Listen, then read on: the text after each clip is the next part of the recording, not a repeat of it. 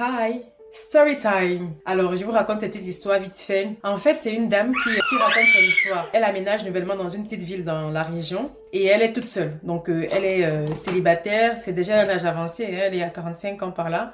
Elle n'a pas eu l'opportunité d'avoir d'enfants, de se marier ou de rencontrer quelqu'un avec qui faire sa vie.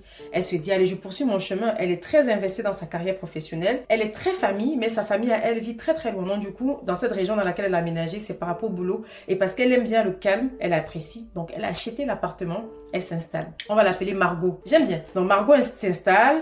Elle se dit, bon, je vais aller à pied. Chaque fois que je peux, après le boulot, les week-ends, je vais faire un peu le tour du quartier, je vais marcher pour me familiariser et aussi apprécier où j'habite. Elle avait acheté l'appartement, elle avait été quelques fois là-bas, mais c'était toujours en mode oui, voilà, c'était vraiment vite fait. Mais elle n'a pas eu l'occasion vraiment de se familiariser avec le coin, d'apprendre à connaître les gens autour et même de prendre ses marques. Donc c'est dit, c'est le moment, elle a aménagé et puis hop, elle a commencé à faire les petites balades comme ça les après-midi quand elle rentre tôt du boulot ou les week-ends quand elle est disponible. Alors elle se dit, ah tiens, il faut que j'aille faire des courses. Donc il y a deux magasins.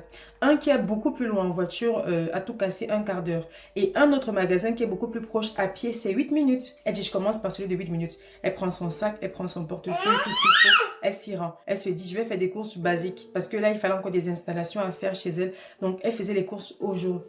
Et donc, quand elle arrive, elle fait ses petites courses. Elle arrive au niveau de la caisse. Donc, devant, elle se trouve une jeune fille africaine, elle précise. Une fille africaine qui avait l'apparence négligée et qui semblait avoir des problèmes d'argent. Mais bon, elle observe la scène. Elle avait des légumes qu'elle avait acheté, qu'elle avait posé sur le tapis roulant. Donc, du coup, c'est à cette africaine-là de payer. Du coup, elle compte l'argent. C'est des pièces qu'elle compte. Et quand elle compte, elle le remet à la caissière qui lui dit, il manque, je dis n'importe quoi, 80 centimes. Elle tapote les poches, elle n'avait pas assez. Et donc, Margot se sent touchée par la situation. Elle dit, ah mince, la dame apparemment n'a pas assez de sous. Elle tapote la fille, elle dit, la fille on va dire, elle s'appelle, appelons-la Nina. Voilà. Elle dit à la fille Nina que, est-ce que tu permets, je peux payer. La dame a dit, ah c'est gentil de votre part et tout. Elle a dit avec plaisir. Moi-même j'ai souvent eu des cas comme ça où j'avais pas assez de sous. Donc écoutez, c'est 80 cents, c'est pas non plus, voilà. Elle met sa carte et puis elle essaie de payer. Elle dit bonne journée puis elle s'en va. Donc Nina est partie et cette Margot a fait ses courses. Elle termine, allez, tout en rythme, elle regarde autour d'elle, elle marchait, prenait son temps parce que c'était une balade en même temps. Et plus loin, quand elle arrive, il y a un pont et une petite rivière. Plus loin, quand elle arrive au niveau du pont,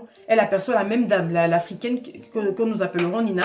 Et Nina qui dit, madame, je n'arrive pas à rentrer chez moi comme ça sans vous dire personnellement encore merci pour le geste que vous venez de poser. Ça me touche et je vous dis merci. Et la dame lui dit, mais oui, c'est totalement normal. Moi aussi, j'aurais été dans la même situation que je pense que j'aurais eu quelqu'un qui aurait intervenu. En fait, c'est ça la vie, il faut s'entraider et avec plaisir. Sinon, vous êtes du quartier, oui, je suis là depuis pratiquement 1 an et vous? Et donc, Margot qui répond, non, je suis là depuis quelques semaines et justement, je me balade, j'essaie de connaître un peu le coin et tout ça.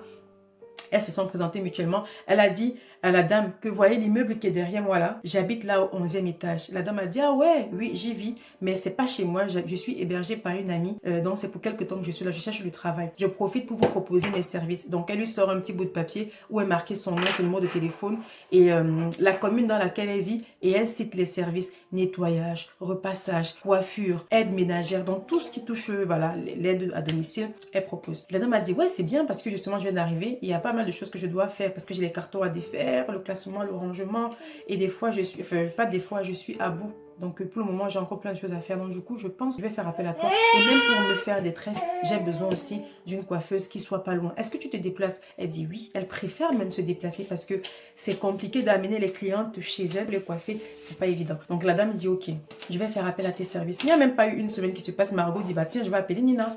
Elle appelle, elle dit voilà c'est pour les tresses effectivement. Je voudrais des tresses comme ça, comme ça. Et Nina dit, ouais, c'est bon, je vais venir. Elle se donne rendez-vous à 14h. Donc, 14h, elle se tient devant la porte. Elle dit, voilà, entre. Donc, Margot l'invite à s'asseoir. Elle est épuisée. Elle lui dit, écoute, moi, je veux pas que tu commences à travailler comme ça. Je vais te proposer ce que tu veux manger en bout. Elle a dit, ah non, sans façon, je vais te coiffer. Comme ça, je te laisse tranquille et tout là. Margot a insisté. Elle a dit, elle a vu la fille pâle, amaigrie. Elle sait pas comment elle était avant, mais elle a l'impression que c'est quelqu'un qui n'est pas bien nourri. Et vu ce qui s'est passé la dernière fois au magasin, elle se doute que ce soit une fille qui a des problèmes financiers. Elle insiste, elle va servir à manger. C'était des pommes de terre avec un peu de sauce. Elle avait fait des aubergines et puis la viande de poulet. Elle a servi avec une bonne bouteille bien fraîche là. Et la fille lui dit, est-ce que je peux avoir un verre s'il te plaît? Je veux boire mes médicaments. Et merci encore pour le repas. Je n'osais pas dire oui parce que voilà, c'est pas pour les, je suis pas venue pour manger. Quand elle allait chercher le verre, elle revient, elle trouve la fille. Elle a terminé son assiette. Nina a terminé son assiette. Elle dit, mais attends, si tu as terminé ton assiette dans son cœur, ça veut dire que, mais en fait, ça va pas. Il faut que je creuse un peu, savoir ce que cette fille, c'est qu'elle a, comment elle vit, quoi. Et pendant qu'elle se coiffe et tout, la fille somnole. Elle sent que Nina, ça va pas. Elle dit, tu veux t'allonger un peu? Elle dit oui. Elle s'est allongée et Nina est partie. Elle a dormi pendant moins de 3-4 heures. La suite de l'histoire, je vous propose de la faire plus tard. Mais en tout cas, Margot, elle dit, cette fille-là, elle est sûre et certaine que c'est Dieu qui a permis qu'elle se rencontre. Parce qu'elle avait un but précis dans sa vie. Elle avait quelque chose à faire dans sa vie. Je reviens plus tard pour la partie 2. Bref, dites-moi si vous voulez la partie 2 déjà. Parce que ça sert à rien que je continue si ça ne vous intéresse pas.